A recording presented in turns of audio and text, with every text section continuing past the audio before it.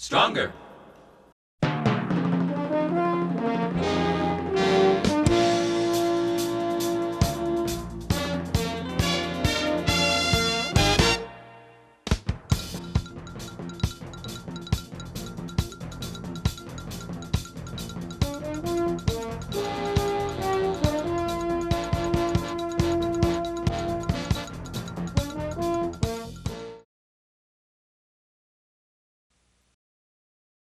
Stronger.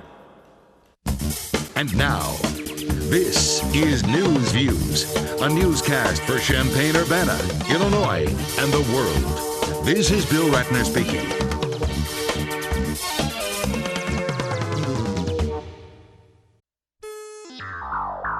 And now, Michael Badger. Hello and welcome to Newsview. I'm Michael Badger, and tonight, as you may have heard, Dick Clark, the famous New Year's and American Bandstand on another show he hosted many shows for many years, and according to the Associated Press, his fortune is estimated in the hundreds of millions of dollars. Now, I remember watching Dick Clark. I remember actually American Bandstand near the end of its run. And of course, there was the Bloopers show on NBC, which later moved to ABC. I was like the Bloopers and All-Star Bloopers and Practical Jokes, I think, something like that. And he always seemed like such a nice, young, well, he wasn't that young, but he looked young, and he was known as America's youngest teenager because, well, he played music for the teenagers on TV until about 1989. He was on the New Year's specials until I think he was back last year this year doing the New Year's Rockin' Eve. He also had Dick Clark's Countdown. According to this, he, of course, on the radio, he did Rock, Roll, and Remember. I remember that, too.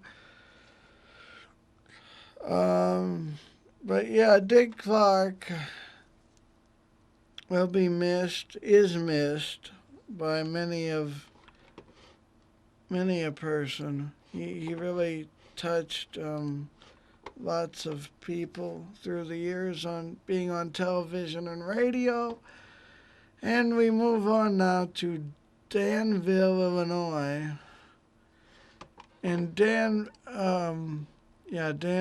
Illinois, where Schwarman Academy's pre-K through 8th grade campus had everybody frightened, according to WICD's David Aid, because a little girl was confronted with a stranger attempting to get her to get into his car. She refused, ran away screaming, which people say is the right thing to do in that case. The suspect is described as a wild, they mean white, I think, a white male in his 50s with gray hair. I think they mean with gray hair, driving a small red pickup truck. Danville police are looking for that suspect right now, probably. I don't think they found him. This according to WICD's David Aid. And once again, from him, they also say Vermilion County is a storm-ready county in Illinois. And don't mind that, folks. It's just our green screen pin popping again. Danville and the Vermilion County. Danville is in Vermilion County, a county in Illinois. They've won the honor of being a storm-ready county. County Board Chairman Jim McMahon says it's a big honor to be named Storm Ready, and says, quote unquote, I'm excited. You know, people come to our community and know we are ready, unquote. Vermilion County is just the 17th county in the state to earn the honor of Storm Ready, and McMahon said it's a lot owed to volunteers that helped make Vermilion County storm ready. And in other news, a pilot over the Gulf of Mexico was reportedly unresponsive as he was circling the Gulf of Mexico on an airplane. It's a private plane. The pilot's incapacitated and apparently unconscious, they say. NBC's Pete Williams says authorities are tracking the plane and expect it to soon run out of fuel and crash into the water, which probably has happened by now. I don't know. This was yesterday when you're watching this now. In other news, Newt Gingrich is likely costing taxpayers tens of thousands of dollars by having a Secret Service crew accompany him on his seemingly never-ending presidential election campaign. They say here in the Daily Caller at dailycaller.com that even though by his own estimation he has very little prospect of winning the Republican nomination, Newt Gingrich is still likely costing taxpayers tens of thousands of dollars a day with his Secret Service detail on the campaign trail. Gingrich reportedly requested Secret Service protection in February and was granted detail in early March. In April 2008, Secret Service Director Mark Sullivan told Homeland Security Subcommittee of the House of Appropriations Committee that it was then costing the agency roughly $38,000 a day to service each candidate receiving protection, which was then just Senators Barack Obama and Hillary Clinton in 2008. And in other news, according to the dailymail.co.uk, children are growing up addicted to online porn sites, and a third of 10-year-olds today have seen explicit images online. 4 out of 5 16-year-old boys and girls regularly access porn online, according to the report. And they say one appalled MP revealed that her son had told her that swapping pornographic images on memory sticks between pupils at his school is absolutely rife. The backbench Troy behind the study, Claire Perry, demanded yesterday that internet providers offer parents a simple way of filtering out adult content. Even very young children can accidentally stumble across pornography on the internet, and this can cause problems, and it is a problem. So much of what has been on television, radio, and the internet since the 1990s actually is pretty much porn. Even stuff that you wouldn't think is. Now, back to Urbana. WCIA reports 2 men are behind bars accused of trying to stab a friend. Some friend. This happened at Gabe's Place Apartments in the 1500 block of Washington Street in Urbana. 3 men got into a fight. The victim was cut in the face with the kitchen knife. There were no serious injuries. Police think the fight started over music being played too loud, and the two men were Juan Santiago Juan and Mariano Lopez Gabriel, I think. They're both in Champaign County Jail, facing aggravated battery charges.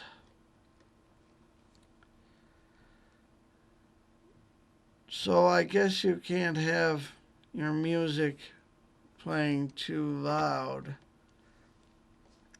or you might get stabbed with a knife.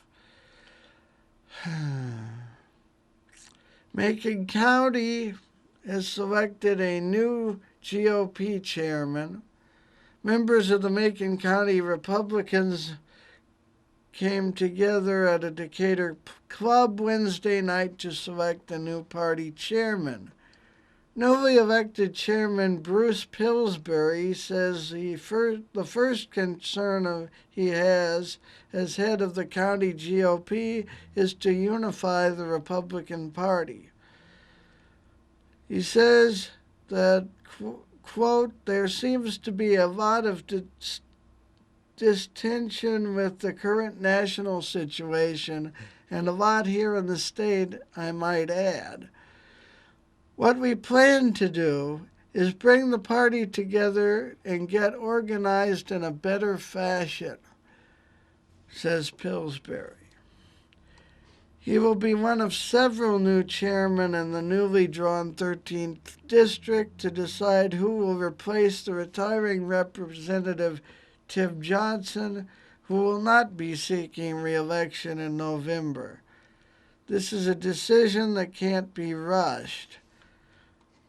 He also added, Pillsbury that is, quote, the thing we don't want to do is rush the process so fast that we ignore any potential candidates that are out there.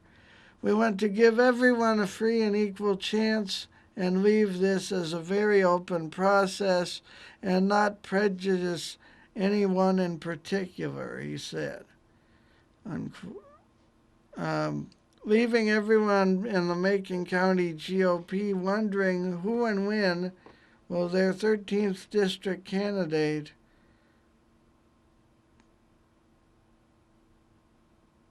be chosen.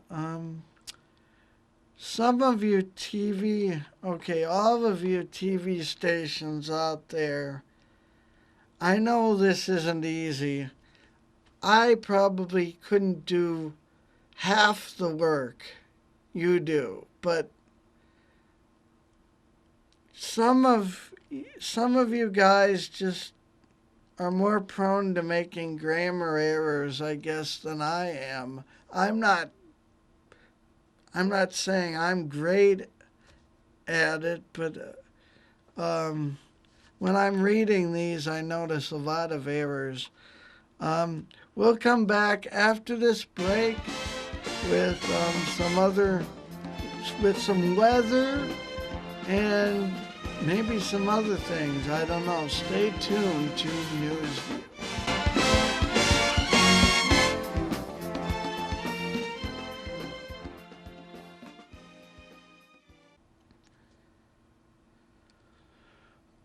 And we're back on Newsview.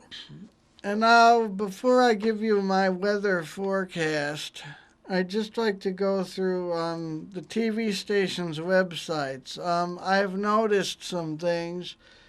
Some of the weather forecasts on your websites are not the same as what you say on TV for your forecasts. I understand that you get weather from different providers. This happened to me when I did a weather part of my website. It wasn't the same as what I gave on TV. But right now I'd like to compare your forecast to the one I'm going to give. That is WICD, WCIA, and WAND.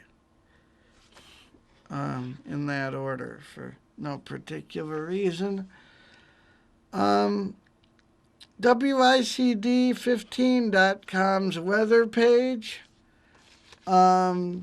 says Friday cloudy, rain showers, much cooler, high 60.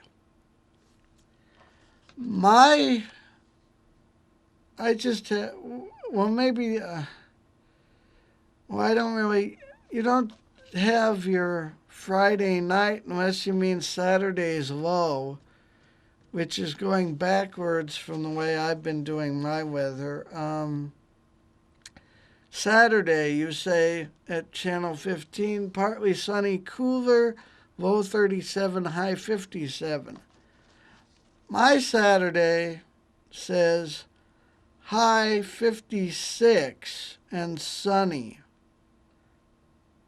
Yours says partly sunny, cooler, high 57. Mine says 56 and mostly sunny. Saturday night, well, you either have Friday night or Saturday night. I can't tell, WICD. Your forecast, I can't tell. Let's see, Saturday night, low 38. You say 37, it looks like, or 36. Okay, WCIA. WCIA says on their website for Friday night, low 48.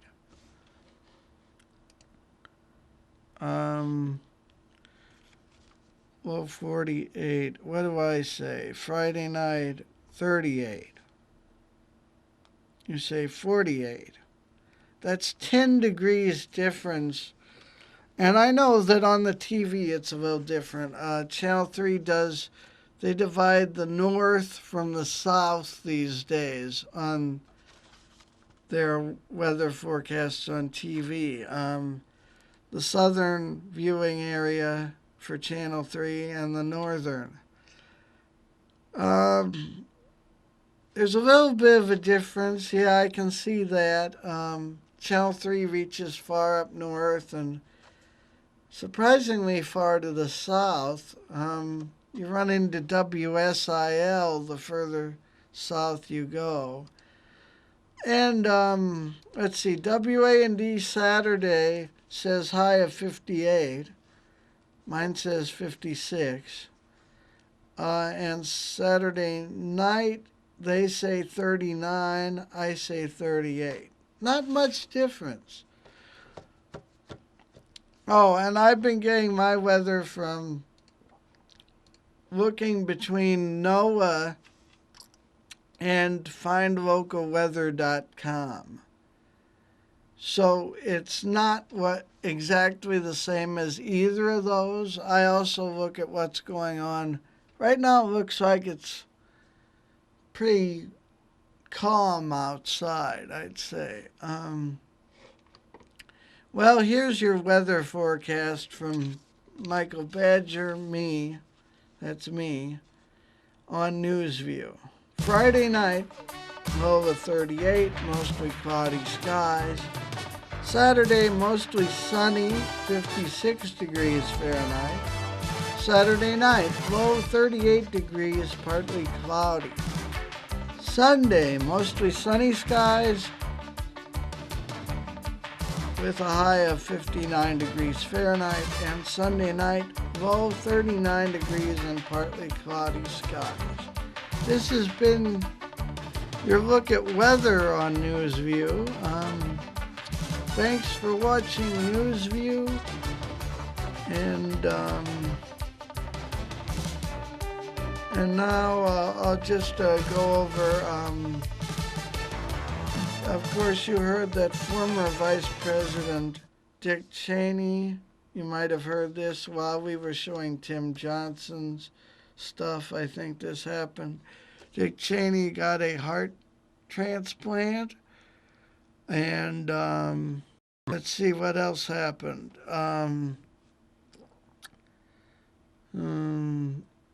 MeTV Network added cartoons and like Mr. Magoo, He-Man, and Gumby. Gumby's really claymation, but it's nice, but it starts at 4 a.m. Saturday mornings, that is. That's a little bit early. I'm never up early anymore Saturday mornings, sadly, so I'll probably never get to see their lineup unless maybe I can record it. I don't know. And in other news, they're making a Rockford Files movie, apparently. They're not going to make the TV series they thought they were, but it looks like they're making a movie. I don't know. After what they've been doing with Hawaii Five-0, the remade series, I don't hold out much hope for any really new remakes. I mean, it's like every time they remake a show now, it's just not as good as the original. I know a lot of you may not understand that, but it's true. Face it. And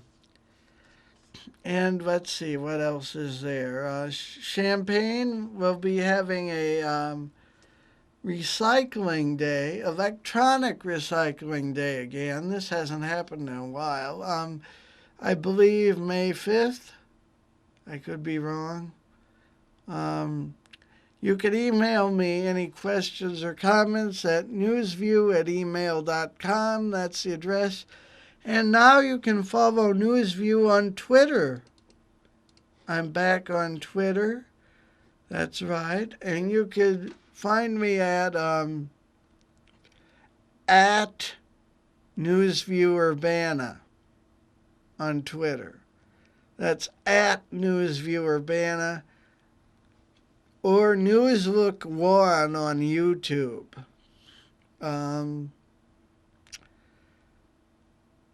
And we have a Facebook page you can get to from the YouTube channel. So if you are watching tonight and you'd like to follow NewsView on Twitter, that's NewsViewUrbana, all one word. It's at the @ NewsViewUrbana, one word.